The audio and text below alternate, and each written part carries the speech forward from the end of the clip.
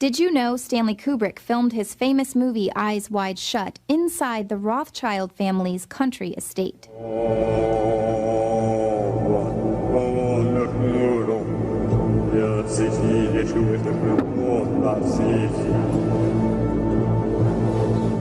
Theories swirled that Kubrick made his movie about the real-life ultra-elite and their secret occultic gatherings.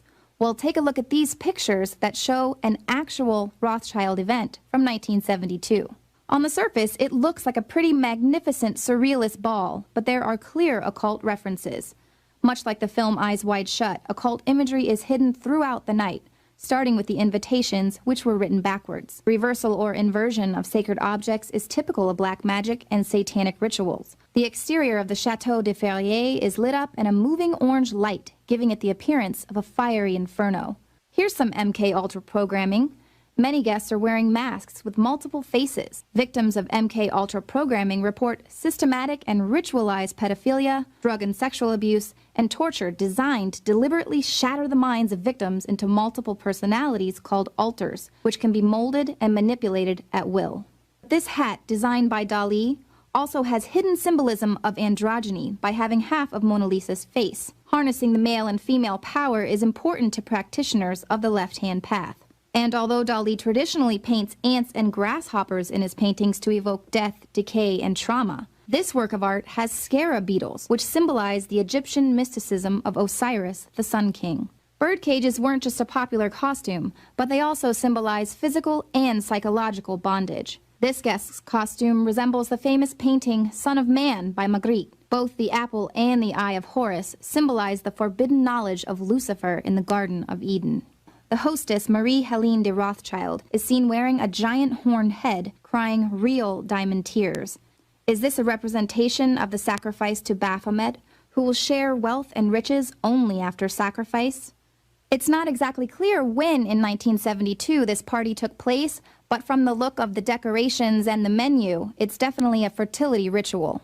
The dinner table serves dismembered dolls and cracked skulls, a possible reference to MK Ultra doll programming and the lifelessness of their victims who literally crack after their mind control wiring goes haywire. For dessert, a human sacrifice in a bed of roses. The rose, of course, is a symbol used by many secret societies, and it represents virginity, fertility, sexuality, and immortality, as well as silence and secrecy.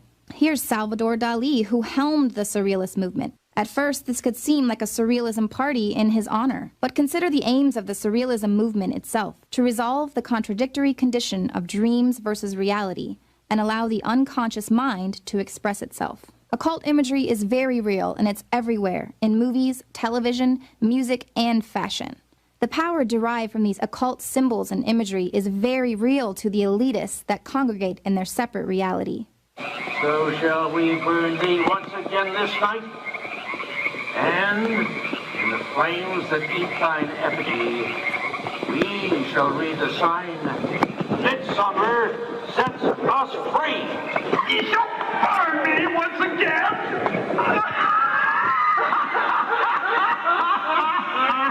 Not with these flames. Summer sets us free.